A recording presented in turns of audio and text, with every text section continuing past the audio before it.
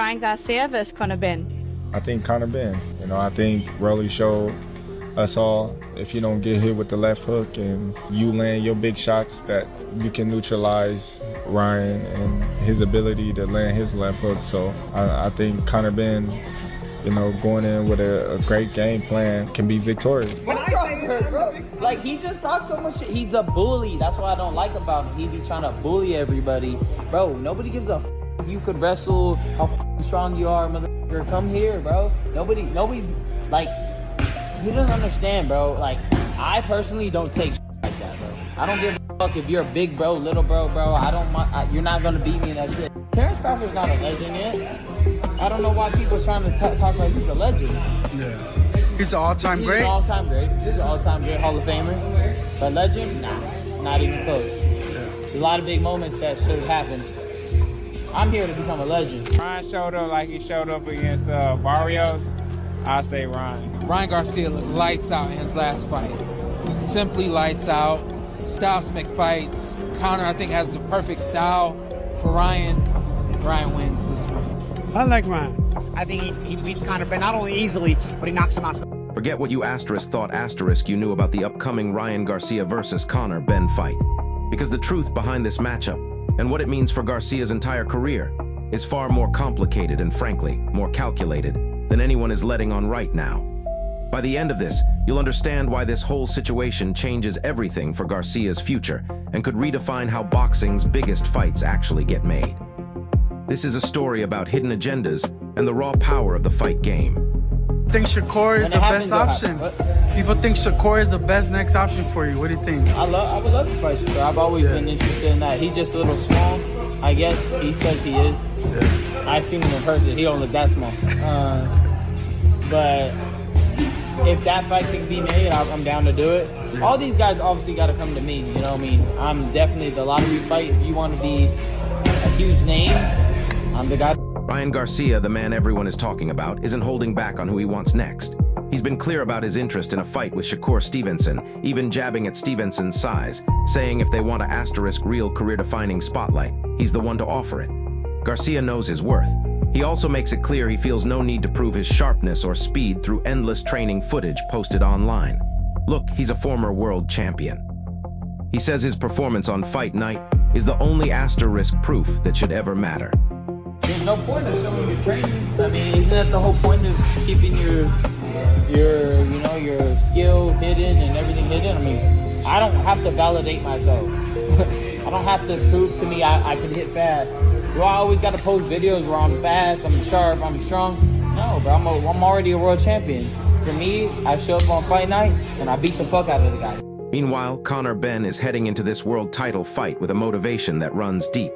He's embracing the underdog role wholeheartedly, believing that pressure and low expectations are actually his greatest weapons. This isn't just another fight for Benn. He describes fighting for the WBC title in Las Vegas as a genuine, undeniable dream realized. You think you'll finally get the respect that you deserve when you get your hands on a world title? Will I not? I don't know, but that's not my concern. That's not my driving factor. My driving factor is for myself. Yeah, it's for myself. It's for me to prove that I'm one of the best in the world. You spoke previously about the underdog mentality. Like, how much do you relish that tag and being the underdog and proving people wrong? Yeah, it's nice. I like being the underdog. I think you perform at your best. You know, you're chomping at the bit to just get in there and. Benn completely shrugs off Ryan Garcia's reputation for mind games and unpredictable behavior. He treats it like background noise that simply won't affect his preparation. His approach is singular. Train with raw intensity, push for a stoppage, and absolutely do not settle for a full-distance fight. I just sit down, I just take it all in, and I just sit down and go, it's a blessing to be in the position I'm in. You know, to go from stadium shows, sellouts, to then headlining in Vegas for the WBC World Title. I sit down and I go, yeah, life's good. You know, this is everything I dreamed of and everything I worked hard for. You know, so I'm leaving no stone unturned and just making sure that I give myself every possible chance in coming out victorious. How's the camp been, the preparation? Has it differed from previous bouts? Or? Yeah, it's hard. I mean, I haven't made this weight in 4 years, so it's definitely challenging. This will be my final fight. But here's where it gets wild. Former world champion Paulie Malignaggi doesn't hold back when asked about this matchup, flat out predicting a knockout for Garcia inside 6 rounds. He argues the gap between these two fighters isn't even close, pointing to a clear, undeniable disparity in both skill and raw power. Malignaggi credits Garcia as genuinely talented when he's properly motivated, but he frames this specific matchup as Garcia's opportunity to make a statement, facing an opponent with a big name, but in Malignaggi's view, one who doesn't truly belong in the ring with him. It's all just noise, mate. It don't really concern me, don't bother me. I'm just coming in there to take his title off him. That's it. So whether he's training hard or not, whether he's using antics to make it like he's not training hard, it ain't going to change the way I prepare. I prepare diligently hard and always put the work in. And what relates to this quite well, Terence Crawford come out on social media and warned Garcia after he said he'd knock you out in 5. Do you think he's taking you seriously enough, Ryan? Of course. You don't get to where you get to world level or top level contenders and not take it serious. Ryan's been knocked down before in his career. Will he go down again on September 12th? Of course. I don't plan on this fight going the distance. I plan on going in there and getting a stoppage, for sure. Is there anything tactically, without giving too much away, that I'm just going to go in there and do what I do, which is plant one on his chin and try and put... Hold up, did you catch that? A knockout inside 6 rounds. But before we get to the real shocker behind how this fight even came together, let's talk about the danger Conor Benn is actually walking into. Somehow, the fight doesn't go 6 rounds, in my opinion. Ryan knocks him out. Why is that? Is that the disparity in skill? Yeah, I mean, disparity in skill, disparity in power. I don't think Conor Benn's that good, bro. I think it's obvious he's not that good, but, Ryan Garcia is a very good fighter. When he's motivated and he's pushing himself, and I think, as a champion, Ryan will understand the responsibility on his shoulders as well to elevate his game. He's already at a very good level. He's already a very good fighter, but this fight is an opportunity for him to make a statement because he's fighting a guy who's got a big name, but also a guy who probably doesn't belong in the ring with him. And so I think he's got a chance to do something of a statement in this fight by getting, a massive, destructive type of victory. And I think that's probably what happens. Barry McGuigan, another legend of the sport, raises real serious concerns about Conor Benn's move back down to 147 pounds after spending years fighting at 160. He explains that dropping that much asterisk weight can quietly strip away a fighter's power, their resistance, and their explosiveness. It happens subtly, often without the fighter even realizing it, until he's actually hit and can't hold up the way he used to. This isn't just about cutting weight. This is about fundamentally changing what kind of fighter you are. Yeah, beating Mario Barrios the way that he beat him to win the WBC title. He's established as a world-class operator at welterweight. The big concern for, obviously, Conor Benn is that he's not been at welterweight for 4 years. He's boxed at 160 pounds. Yeah, he looks interesting. As ex-fighters, we know how hard it is to come back down in weight. He hasn't carried the strength back down with him, making 150 last time out. Barry, explain to the people how difficult it is to lose 3 pounds in body weight, fluid, when you're tight at the weight already. Because he looked dead at the weight of 150. So 147, that is my concern. I don't have the time to tell you. That's what I'm saying. To go through it in detail, but we all, that's my maybe concern. not Fraser. That's my concern for him. Too. Punch power, punch resistance, all of that gone. And the one thing that we don't know about Conor Benn yet is he world level? Because we don't know that yet. He's not boxed anyone it's interesting at that level yet. So it's an interesting fight. It's interesting. That's a very point I made and was thinking about when I saw that he was fighting Regis Prograis. And Prograis, came up from light welterweight. He fought Josh Taylor all those years ago. Very good fighter, world champion momentarily, and then Josh took the title off him. But I asked, that was the very same thing I thought. Okay, it's okay, he's fighting Eubank at 160 pounds or thereabouts. Then suddenly he's dropping to, at an advanced stage, he's dropping to 147.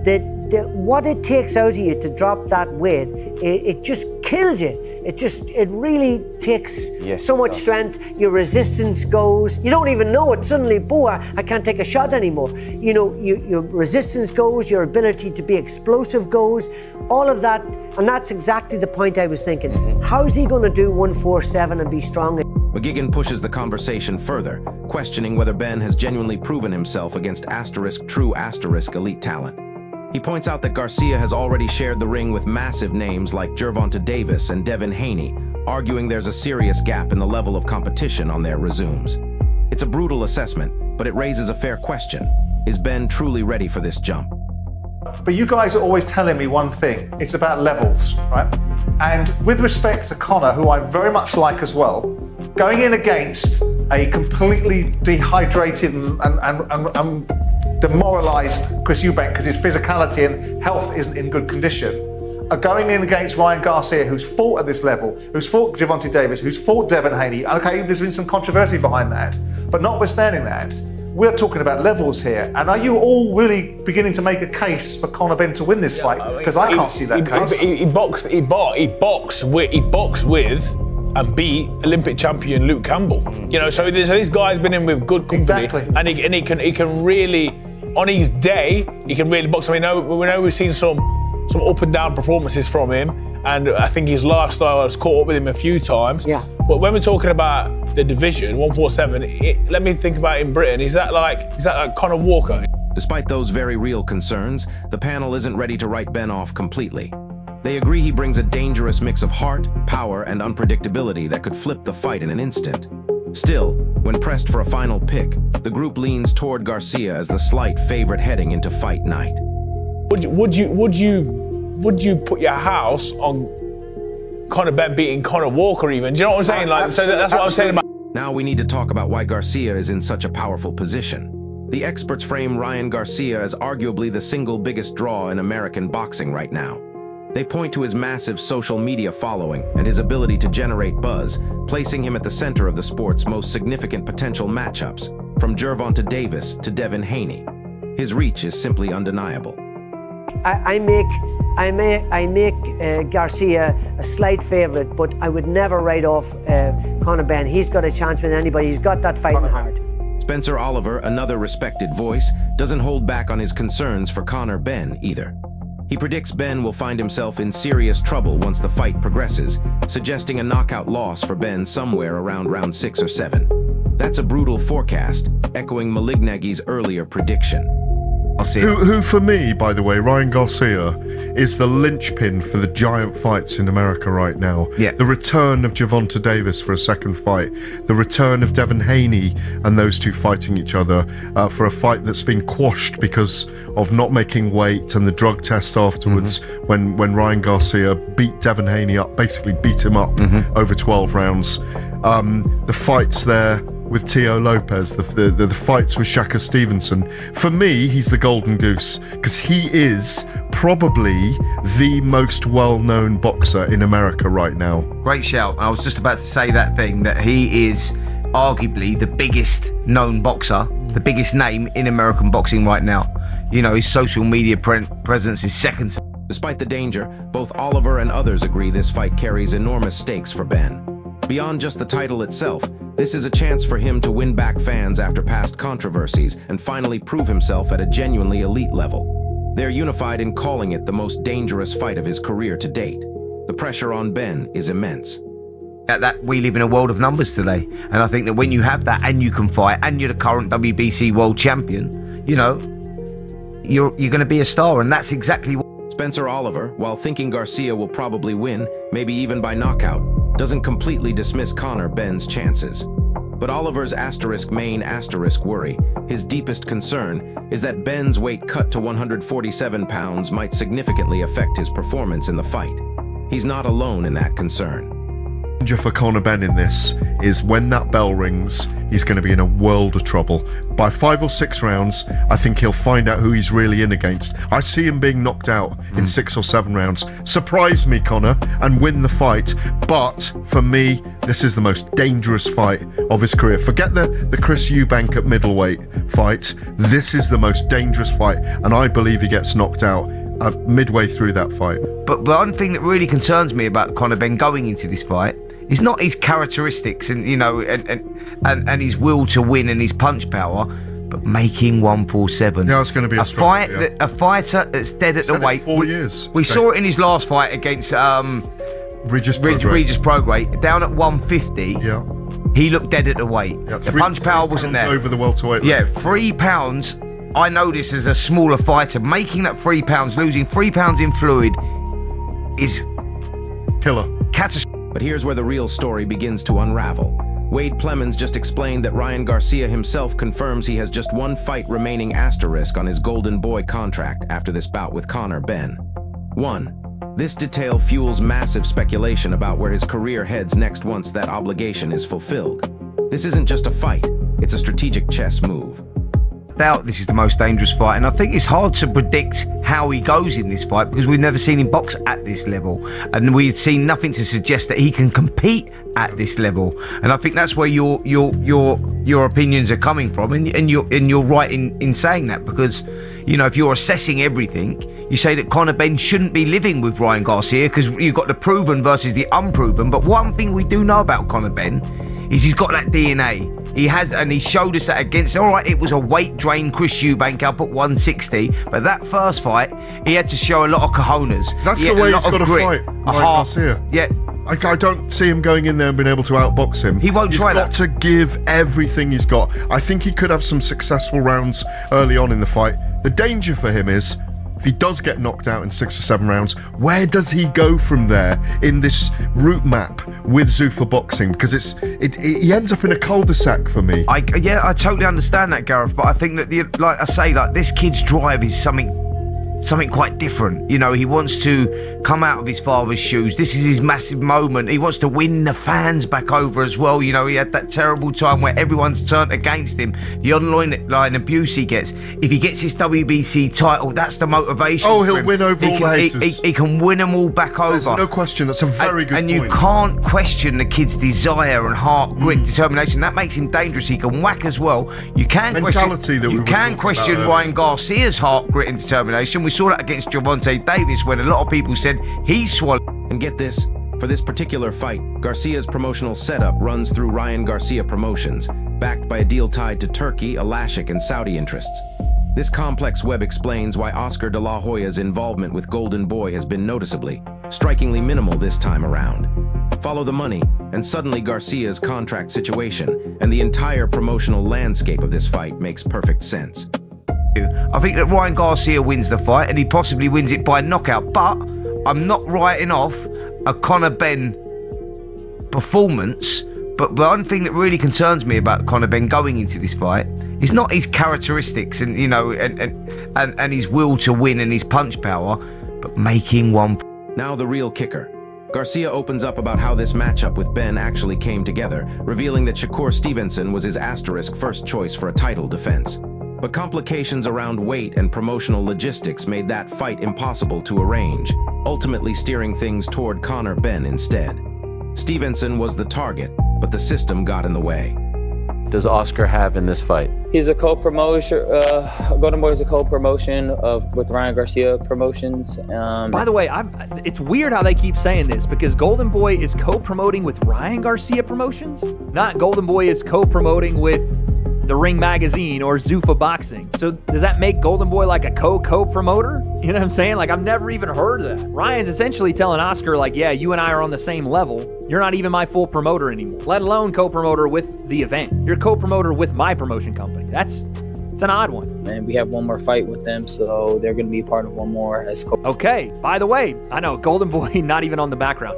Ryan confirms it right there. He's got one more fight with Golden Boy. He is gone. And knowing Oscar, they're going to drag this next fight out, and they're going to try to have it be Ryan and Devin Haney to maximize what he can get out of Ryan, I assume. Or they're going to throw him in there with some no-name killer and try to get Ryan beat on the way out. Despite the constant outside noise and criticism, Garcia insists his focus stays locked in on preparation.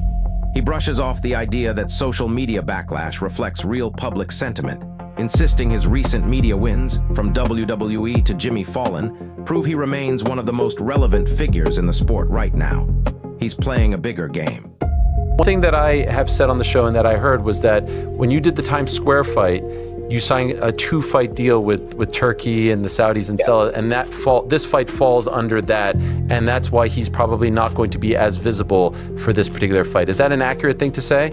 Yeah, you could say that. I have obviously Oscar's, I don't know if it's called sold my fights to Sella for 2 fights. I don't really know how that works. I just know that I assume it would be just a granting of rights to those fights, where Oscar still gets his percentage, or a percentage, but he leaves the role of a decision maker and promoter to Sella, right? I'm sure he gets a percentage that's probably, I don't know if it's as much as he would have gotten, or maybe he gets a kickback for some upfront fee, but it's essentially like watching a step aside money for title fights where guys get paid not to do anything. I'm sure Oscar's getting paid and has some percentage that he gets from this fight, which is why he sold those rights. I have one more fight with Turkey. Does he profit off of this one though? Of course, yeah. Of course he profits off it. Come on now. So does it bother you when he comes out and says, "Yo, I don't want to see this fight. This fight doesn't." It makes no sense. You're getting paid off it. I don't understand why you're talking about it. It's like, bro, collect your check and move on. Like, what is the point of that? It makes no sense. You're getting paid. What? If you're getting paid, why are you talking? Garcia even touches on his broader vision for the sport, expressing genuine investment in using his platform to make boxing more accessible and exciting for casual fans, not just the hardcore followers. He also ties his pursuit of the WBC title to his own personal title-winning legacy. This is a man with a plan, both inside and outside the ring. I wanted to fight Shakur. That was kind of one of my big, I guess, interests in the beginning, and then just the weight and things just didn't fit right. I don't even know if he was a Zuffa at the time after Barrio. So that was the first one I was interested in, and then that's probably why. I think I was even thinking. That's probably why, by the way, that Ryan didn't fight Shakur. As much as people want Ryan to defend that belt, that would have been a fun-ass fight. But because Shakur was probably working out his promoters and, where he was going to go, and he was kind of bouncing between maybe DAZN, maybe Zuffa, whatever, that's probably why that never lined up. Thinking about Rollies at once, but then once Conor beat Regis and he was my mandatory, it kind of just made sense. All right, let's defend my title against my man. Forget what you thought you knew about the upcoming Ryan Garcia versus Conor Benn fight. Because the truth behind this matchup, and what it means for Garcia's entire career, is far more complicated and, frankly, more calculated than anyone is letting on right now. By the end of this, you'll understand why this whole situation changes everything for Garcia's future and could redefine how boxing's biggest fights actually get made. This is a story about hidden agendas and the raw power of the fight game. You know what's crazy? Ryan, you're fighting Conor Benn, right? Yeah. But why does every interview ask you about every other fighter except Conor Benn? Because people always want to know the next thing. They don't... Wait for the 13th? Exactly, that's what I'm saying. I mean, for me, it's all about staying focused and just keeping myself grounded and letting people talk. I know a lot of people trying to bring me down right now because I got a big opportunity. I got Mexican Independence Day. I was on WWE. That was sick. I've been everywhere. You hit Joe Henry with the guitar, bro. Yeah, I hit Joe Henry with the guitar. That's crazy. And I went on Jimmy Fallon, so I understand why people are trying to take me down. But it's my job to stay focused and not let it get to me. So really for me, I let people talk and just haven't really been showing my training just because here's the thing, man. Ryan Garcia, the man everyone is talking about, isn't holding back on who he wants next. He's been clear about his interest in a fight with Shakur Stevenson, even jabbing at Stevenson's size, saying if they want to * real career-defining spotlight, he's the one to offer it. Garcia knows his worth. He also makes it clear he feels no need to prove his sharpness or speed through endless training footage posted online. Look, he's a former world champion. He says his performance on fight night is the only asterisk proof that should ever matter. Always good for boxing when you're fighting. Boxing has become very boring. Yeah. It's hard to get people excited about fights, right? Bro, it's hard to capture the people's attention, bro. That's why I do streaming. That's why I try my best to get the fight out there to everybody. Everybody. So, you know, the families can watch and just people can know more about boxing, even if you don't know me per se, right? At least you're watching a boxing fight, and then you get used to me fighting on certain days, and just so it could be like more structured and people get used to it, you know, like every. Meanwhile, Conor Benn is heading into this world title fight with a motivation that runs deep. He's embracing the underdog role wholeheartedly, believing that pressure and low expectations are actually his greatest weapons. This isn't just another fight for Benn. He describes fighting for the WBC title in Las Vegas as a genuine, undeniable dream realized. To get a world title shot, the prestigious WBC world title, the belt my dad won, it's a blessing. And you know, I've taken it with both hands, and you know, I'm coming in there to cause havoc. Has he passed on any advice? Will he be there on September 12th with you, Nigel? Oh, of course. My dad's here with me now. He's in training with me. Benn completely shrugs off Ryan Garcia's reputation for mind games and unpredictable behavior. He treats it like background noise that simply won't affect his preparation. His approach is singular: train with raw intensity, push for a stoppage, and absolutely do not settle for a full-distance fight. But here's where it gets wild. Former world champion Paulie Malignaggi doesn't hold back when asked about this matchup, flat out predicting a knockout for Garcia inside 6 rounds.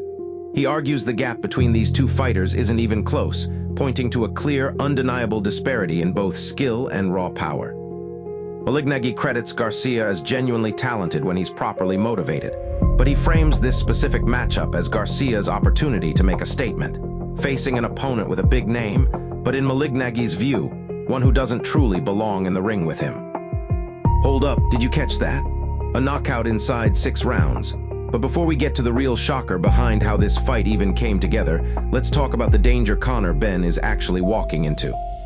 Barry McGuigan, another legend of the sport, raises real serious concerns about Conor Benn's move back down to 147 pounds after spending years fighting at 160. He explains that dropping that much asterisk weight can quietly strip away a fighter's power, their resistance, and their explosiveness. It happens subtly, often without the fighter even realizing it, until he's actually hit and can't hold up the way he used to. This isn't just about cutting weight. This is about fundamentally changing what kind of fighter you are. McGuigan pushes the conversation further, questioning whether Benn has genuinely proven himself against true elite talent. He points out that Garcia has already shared the ring with massive names like Gervonta Davis and Devin Haney, arguing there's a serious gap in the level of competition on their resumes. It's a brutal assessment, but it raises a fair question. Is Benn truly ready for this jump? Despite those very real concerns, the panel isn't ready to write Benn off completely. They agree he brings a dangerous mix of heart, power, and unpredictability that could flip the fight in an instant. Still, when pressed for a final pick, the group leans toward Garcia as the slight favorite heading into fight night. Now we need to talk about why Garcia is in such a powerful position. The experts frame Ryan Garcia as arguably the single biggest draw in American boxing right now. They point to his massive social media following and his ability to generate buzz, placing him at the center of the sport's most significant potential matchups, from Gervonta Davis to Devin Haney. His reach is simply undeniable. Spencer Oliver, another respected voice, doesn't hold back on his concerns for Conor Benn either. He predicts Benn will find himself in serious trouble once the fight progresses, suggesting a knockout loss for Benn somewhere around round 6 or 7. That's a brutal forecast, echoing Malignaggi's earlier prediction. Despite the danger, both Oliver and others agree this fight carries enormous stakes for Benn. Beyond just the title itself, this is a chance for him to win back fans after past controversies and finally prove himself at a genuinely elite level. They're unified in calling it the most dangerous fight of his career to date. The pressure on Benn is immense. Spencer Oliver, while thinking Garcia will probably win, maybe even by knockout, doesn't completely dismiss Conor Benn's chances. But Oliver's main worry, his deepest concern, is that Benn's weight cut to 147 pounds might significantly affect his performance in the fight. He's not alone in that concern. But here's where the real story begins to unravel. Wade Plemons just explained that Ryan Garcia himself confirms he has just one fight remaining asterisk on his Golden Boy contract after this bout with Conor Benn. 1. This detail fuels massive speculation about where his career heads next once that obligation is fulfilled. This isn't just a fight, it's a strategic chess move. And get this, for this particular fight, Garcia's promotional setup runs through Ryan Garcia Promotions, backed by a deal tied to Turkey, Alashik, and Saudi interests. This complex web explains why Oscar de la Hoya's involvement with Golden Boy has been noticeably, strikingly minimal this time around. Follow the money, and suddenly Garcia's contract situation and the entire promotional landscape of this fight makes perfect sense. Now the real kicker. Garcia opens up about how this matchup with Benn actually came together, revealing that Shakur Stevenson was his asterisk first choice for a title defense. But complications around weight and promotional logistics made that fight impossible to arrange, ultimately steering things toward Conor Benn instead. Stevenson was the target, but the system got in the way. Despite the constant outside noise and criticism, Garcia insists his focus stays locked in on preparation. He brushes off the idea that social media backlash reflects real public sentiment, insisting his recent media wins, from WWE to Jimmy Fallon, prove he remains one of the most relevant figures in the sport right now. He's playing a bigger game. Garcia even touches on his broader vision for the sport, expressing genuine investment in using his platform to make boxing more accessible and exciting for casual fans, not just the hardcore followers. He also ties his pursuit of the WBC title to his own, personal, title-winning legacy. This is a man with a plan, both inside and outside the ring.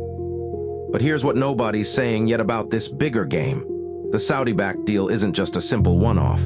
This changes the entire power dynamic. It bypasses the traditional gatekeepers of boxing. That's why you see so much silent fury from the old guard. Promoters like Oscar de la Hoya are watching their control slip away. Garcia is showing every other top fighter how to break free. This isn't just about Ryan Garcia, it's a blueprint. Fighters with massive followings can now dictate terms. They can cut out the middleman. This is a direct assault on the existing ecosystem. And let's be honest, the promotional complications that blocked the Shakur Stevenson fight, that's code for Golden Boy not wanting Garcia to escape. They tried to keep their golden goose locked down. Think about the outrage if that fight had been publicly confirmed, then pulled. Fans would have rioted. The boxing world almost got a dream fight, only for corporate politics to snatch it away.